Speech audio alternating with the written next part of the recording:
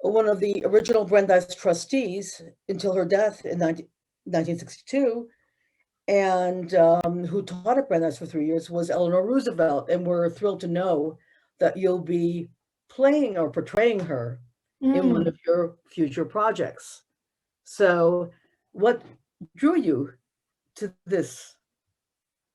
Well, I've always been enamored of Eleanor Roosevelt, and I think many women, particularly of my age and previous generations, have been drawn to her wisdom and her activism. And I was sent a series of scripts for this project, and it's very well written, and I think it would be very fun to play. And I haven't figured out what my way into it yet is, because I haven't started my research yet. But just even the fact that Viola Davis is also playing a first lady and playing Michelle Obama, anything to do with Viola Davis, excites me. So I'm pleased to at some point be taking that on, but there's a few other things that happen between now and then, so it feels a long way away, even though it's actually really not. So I've been doing researches myself on the roles you've played. Mm-hmm. And actually too many researches. This is all Mrs. Thatcher. Oh, wow. So I kind of went overboard. But what drew you to that role? You were, I think, the best person to have ever played her on any screen. Oh, what? Thank you. Really, no, quite amazing. And congratulations on your award. Thank you. Well, you know, it's on the one hand, to be asked whether you'd like to play a character like that is something in and of itself. And you can be asked to do that, and yet, you know, take stock of whether you think it's even remotely within you or possible. And, you know, I've been in situations where I can tell that my answer is going to be no for whatever reason. It just doesn't feel like it could ever live inside me. And, you know, this was something that, and I can't tell you what the reasons were, but, you know, when I was asked and I thought about it, it occurred to me that I think I thought I knew how to do it. So,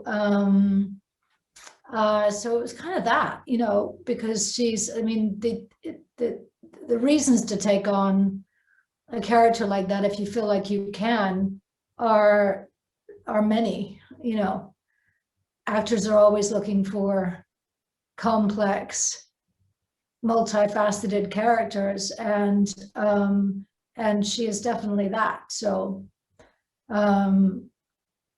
yeah. But what's sort of interesting about, you know, what I was reading is Martin Amis, Hitch, they all spoke about her voice, and you got it down in a way that's absolutely breathtaking, and it's breathless. And I know you've spoken about that on the telly, but you really kind of got her. And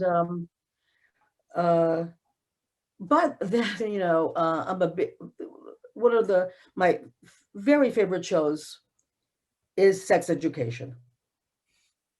And I kind of was freaked out by the last episode that we got to see, because I'm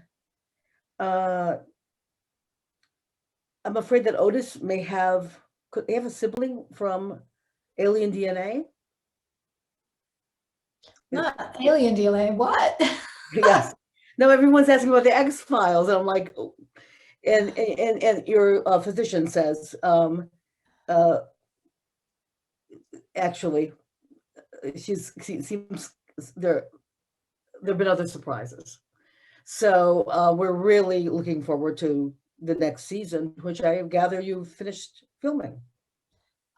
Yes, yeah, I've finished filming that. I've finished my bit in the end of November at some point, and Jean is in fact pregnant, I know. and she in fact gives birth to a human baby. I see. And there are some surprises. Well, we're all very excited. And so Otis will be okay, it seems like. I think Otis will be just fine, temporarily. Okay. Temporarily. And it's sort of interesting to me, your role in that, because I know that you commented in The Guardian like 7 years ago that comedy often doesn't come your way. Mm. And now it has. Yeah.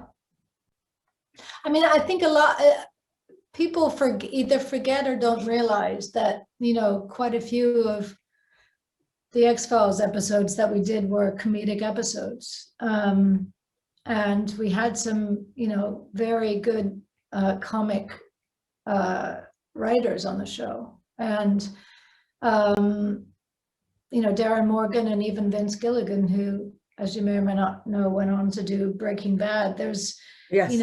the very, very dark and yet somehow tongue-in-cheek humor. And so I was used to, I had experience, but I think the majority of experience that I had overshadowed that, and so therefore continued to just get very, very, very, very, very, very serious roles offered to me, and very infrequently comedy, or if it was comedy, it was to play the straight man, so to speak, not necessarily the funny man. So yes, it's been fun to have an opportunity to explore a character like Jean and really kind of push the boundaries of what I think I could potentially do comedically.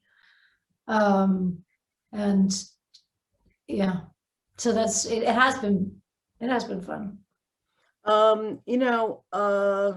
I got the jab on Tuesday. Congratulations. Thank you. But I got sick a year ago next week. But I've asked students to send me queries about your career, and I've heard that maybe the X-Files anticipated the COVID virus with the Spartan virus. I know this is kind of out there, but yeah, no. I mean, I do, I am aware of the fact that when the pandemic started to hit, and there was a lot of articles, scientific articles that we were privy to in the press as everybody was trying to figure out what was going on. I felt slightly like I was entering into deja vu I know. territory, because there were so many things that were being discussed that I felt like, wait, hasn't Scully said that line before? Whatever it is. Yes. So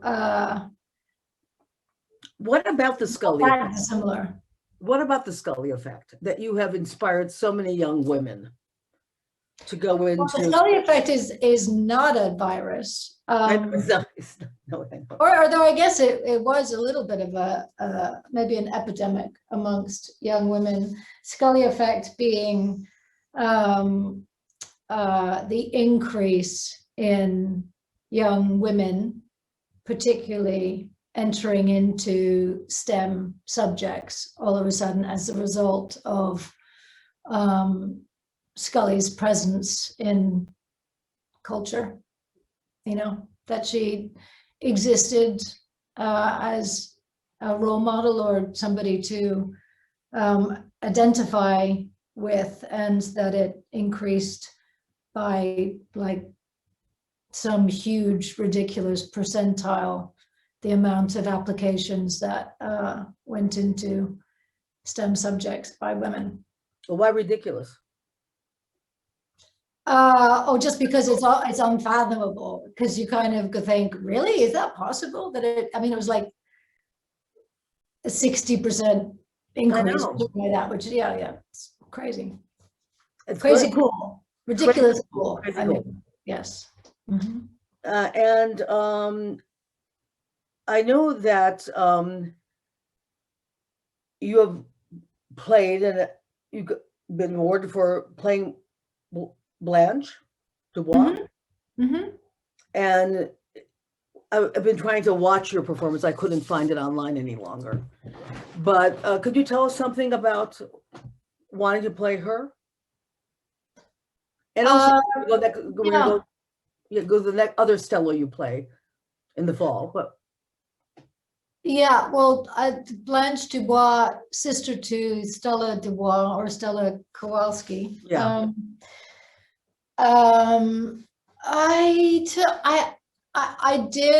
I used a monologue from Streetcar at some point in high school, I think, for a competition.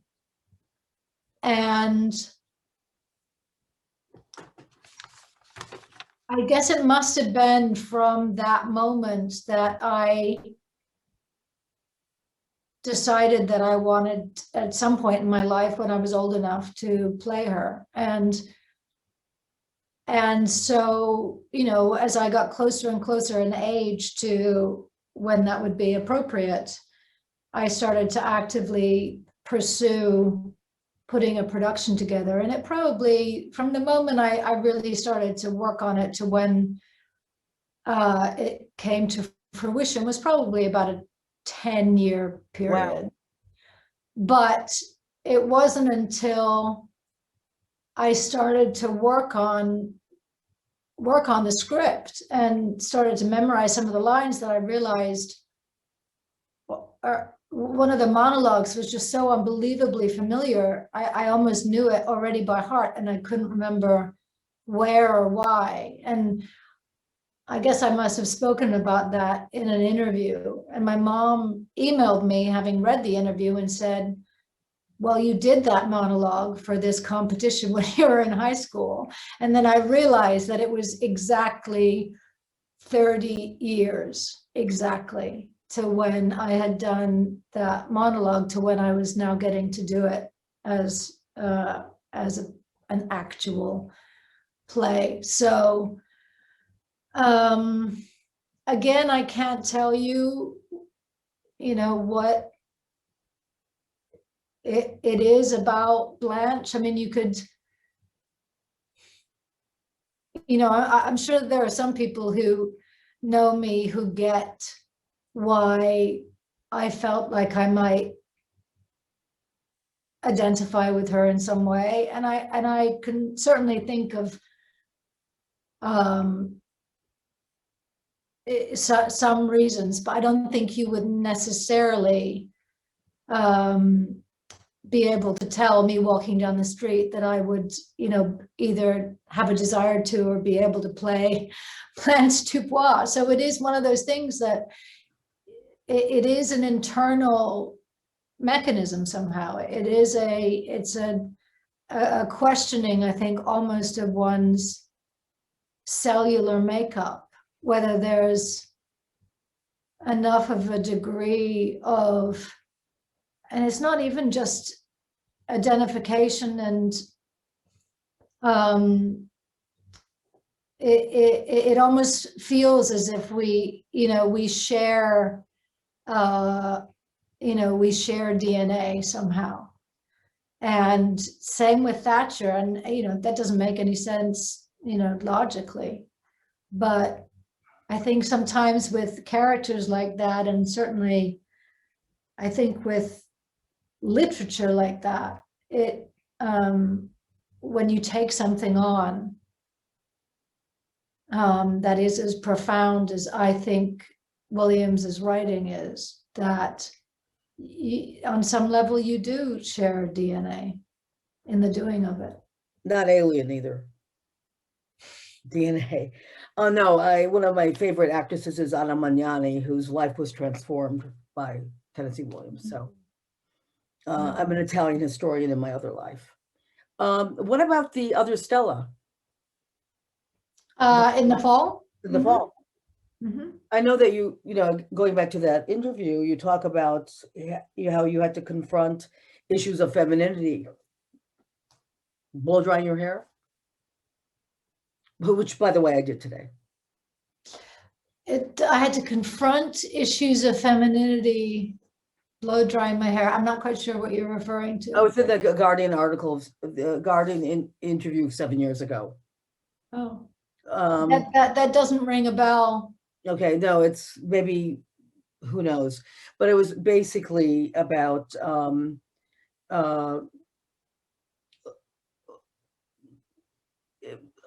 we'll send it. It was 2014. It was. Yeah, I know, but I'm not sure how blowing my hair relates. I don't know either. So I remember talking about the fact that they wanted me to blow dry my hair and I couldn't because I never had, and we tried to do it for a season. That's what the okay, but it had nothing to do with femininity or me not blowing my hair ever before that had nothing to do with feeling like I didn't identify with being female or that it was too feminine to do. But you are an icon. That I couldn't coordinate my arms to do it. I think, yes, you said you almost burned your neck, but I get it. But you are an icon for many generations. And part of it's the X-Files. Some of it's sex education. And,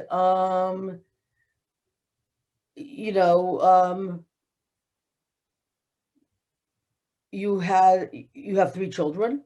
One you had almost on set, but they put you in a coma. And you've kind of had it all. And it's kind of an amazing career. And I wonder how you were able to pull it all together.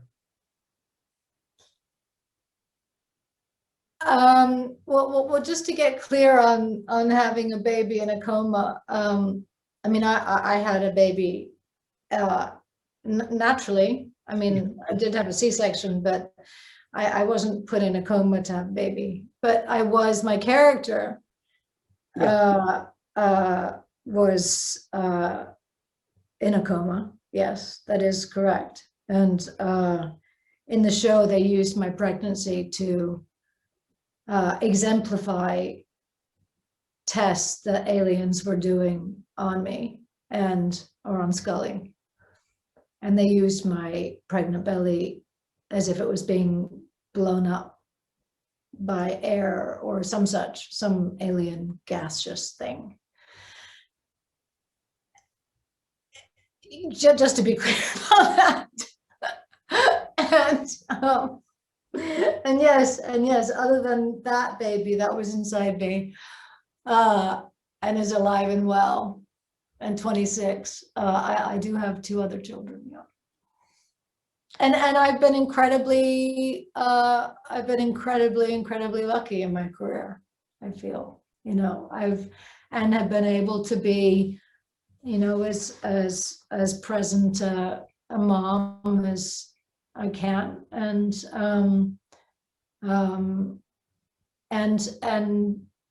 also that my career has been able to transition between film, television, and theater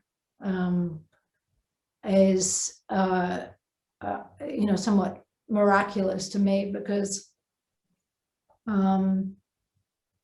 I guess because that was always my dream, so it feels like specifically living in the UK, I think it's been much more acceptable for much longer that actors can move between those mediums. In the States, it has only, I think, been in really the last 10 years that it's more acceptable. Where does David Bowie come in? Well, I Which did is a series brilliant, called brilliant. American Gods Yes. and played a character called Media, the goddess Media, and she would show up as various cultural icons. And one was David Bowie, and one was Marilyn Monroe, and Lucille Ball, and one more, I forget who it was. Anyway, pretty cool. And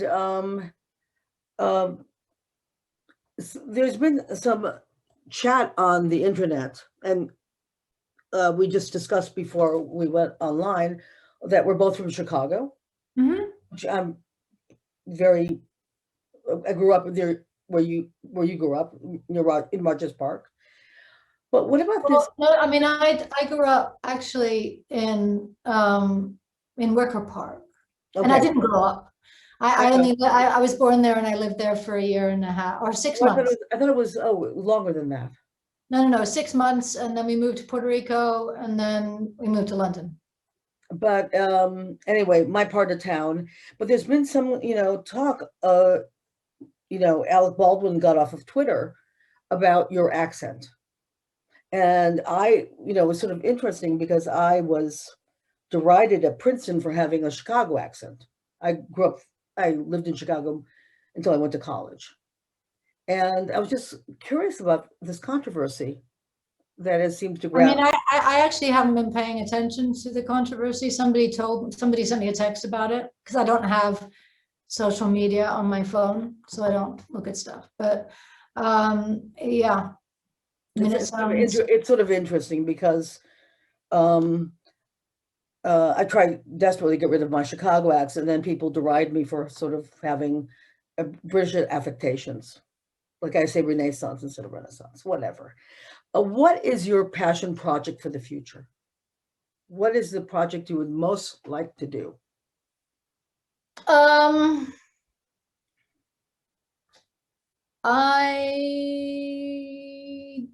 don't know. I mean, I've got a few things that are cooking at the minute, and in various ways they have become passion projects because I believe in them, and they're at various stages of development. I don't really feel like there's something out there that's in the same vein as Streetcar was for me, in terms of, this is something that I have to do before I die. But I mean, I can't even really think that there's even any any plays or characters in plays that I feel like I'm desperate to play. But I do feel like there's a whole, there's a plethora of types of characters that I haven't had an opportunity to play yet that I would like to, venture into at some point. So The Crown, the new long form, okay, also sex education. How is this new how has streaming changed the way you act? It's a new medium. And I mean, it is and it isn't. I mean, on the one hand, I come from doing television where you do 8-day episodes, and you do 24 episodes a year, a season. And even when I started doing The Fall over here, which I can't even remember what year I started, that was 6 episodes, was the first season. And in order to shoot those 6 episodes, I think we took 4 months. So that's almost half of what we took to shoot the whole of the X-Files season, but we had more days to do it, and the actual shooting days were shorter. And so, it took longer. So it was a different experience on set. And I certainly appreciated that aspect of it, the fact that we were only doing 6 and we had more time to take with it. But, when we wanted to sell it to the States, they weren't ready for short stacks of series yet. They didn't want to know. They didn't think anybody would be interested because there weren't enough episodes.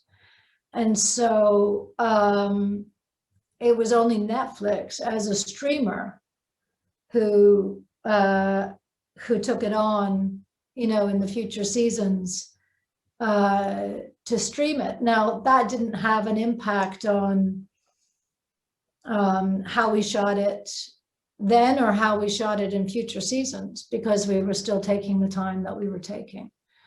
But it certainly had an impact on the reach of the show. And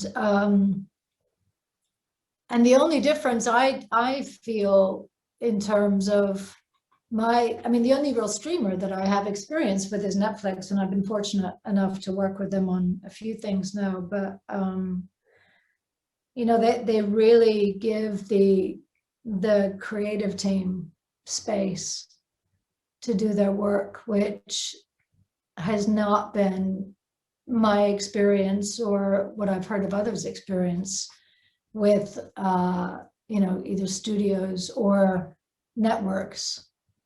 And so it feels like a much kinder, gentler experience overall for everybody than the Fast and Furious filming of American TV series. What kind of wiggle room do you have in portraying Mrs. Thatcher? Wiggle room in terms of where you wanted to take your representation of the that was never a question, because my job in showing up for a series like The Crown, which is established and incredibly well respected and shown over time that they know how to develop and present important and even iconic characters. My job is to show up and to do what they want me to do, not to come in and say, well, actually, I think we should be covering this part of Thatcher's. No, I mean more like you got her accent right. You won a Golden Globe. It was amazing portrayal. And that's thanks to you. No? Well, that is a mixture of, working on it for, a year beforehand and doing a ton of research and, and working really, really, really, really hard on the voice and on the movement. And then also, a team helping with vocals, a team helping with movement, a team, working on multiple wigs and makeup and costumes, and it takes a village. Well done. Thank you. Yes. And I chair a film program at this university, and many students want to go on in the industry. What advice do you have to young women who want to become actors? Specifically actors? Oh, no, or also in the industry, because I know that you have tried your hand, you want to direct as well. Yeah. I mean, in terms of acting, I guess, you know, primarily it would be to try as hard as possible not to take anything personally, because, you know, it's an incredibly fickle industry, and you know, I think even in good times, only 5% of working actors are actually working. And also there's a lot of rejection, you know, for all the jobs you get, there's you know, 20, 50 jobs you didn't get. And so it takes perseverance and self-belief. And if I were to give advice, it would be at this stage to work as hard as possible at strengthening your self-esteem, so that when the knocks come, they don't knock you over. You know, that it's easy enough to get back and keep going and not take things personally, because there's a lot of knocks in the industry. And also in terms of women in other areas, you know, there's you know, the past few years, specifically because of Me Too and Time's Up, there's been a lot more women directors and producers actually working in the industry than ever before, but it is still, especially in high office, still predominantly a male industry. But you know, we need more women writers, need more women screenwriters, need more women directors of photography and camera women. And I think maybe twice in my entire career have I ever worked with a woman behind the camera. Amazing. And in this article that said you lived in Chicago till you were 11, so The Guardian, I guess, it also said that you were voted most likely to get arrested in high school. Is that true? Mm-hmm. I was a goody two shoes, so I was fascinated by this. Yeah, no, it's true. It's very true. So you survived, and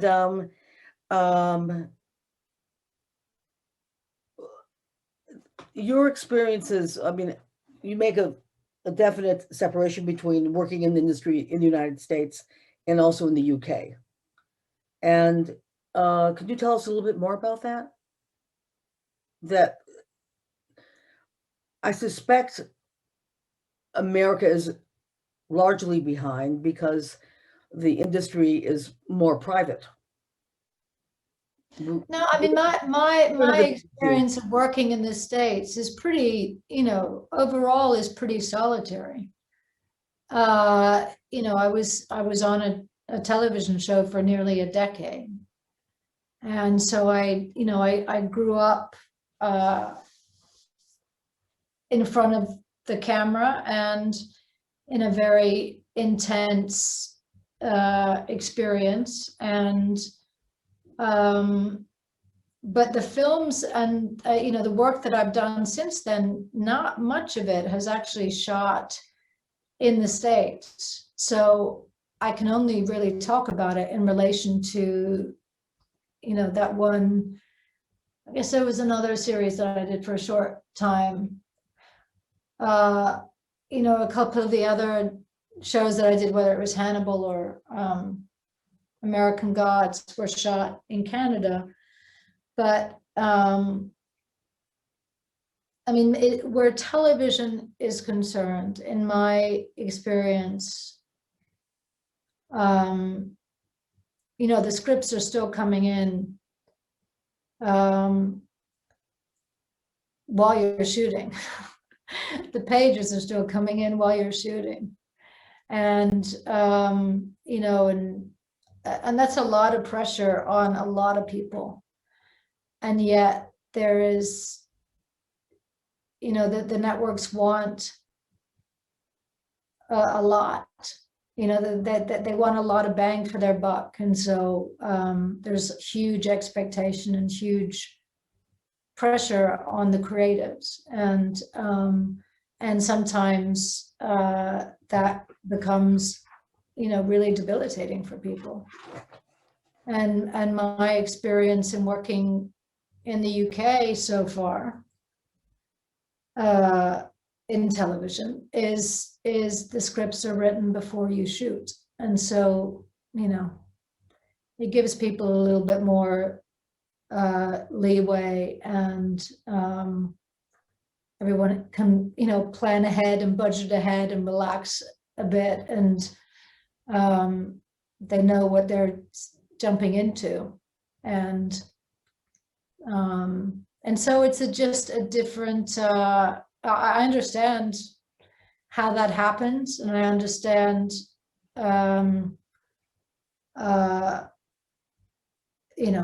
but it's just, it's a different feeling on set, just in terms of the degree of respect, I guess, for the creative process. Right now, you're shooting in Prague, right? That is correct, yeah. And can you tell us a little bit about Whitebird? It is a film that started out as a graphic novel, and it's being directed by Mark Forrester. And it's a story in part about a young boy in France during the German occupation during World War II, who helps. He had polio when he was younger and is on crutches, and he helps a young Jewish girl in his class to hide from the Germans when they come to remove the Jewish students from the school and send them away in the train cars to concentration camps. And so it's in part about their developing friendship and relationship, and I play the mother of the boy, who becomes a surrogate mother of the young girl. And it's a very moving story about, amongst other things, about kindness and acts of kindness. And yeah. And when do we think it's gonna come out? Because I heard Helen Mirren has just been signed on. Who knows what's true on the internet, what's false news? Yeah. Helen Mirren is signed on. I don't know what their end shooting date is, but and I have no idea when they're thinking it's going to come out. I don't know whether it's meant to come out this year or next year. I have no idea. Can I just end with The Crown a little bit? Yeah. I was watching this bizarre interview with Prince Harry. Mm-hmm. And he talked about, they asked him about The Crown. And he said, it's not factual, but it's true. And it reminded me of the late, great Diana Vreeland, who was editor of Harper's and Vogue, who said, it's faction, which makes it even better. So Harry's whole line on this was, it's not true, but it's even better than the truth because it's how we felt. And I was just wondering what your sense was about faction and The Crown.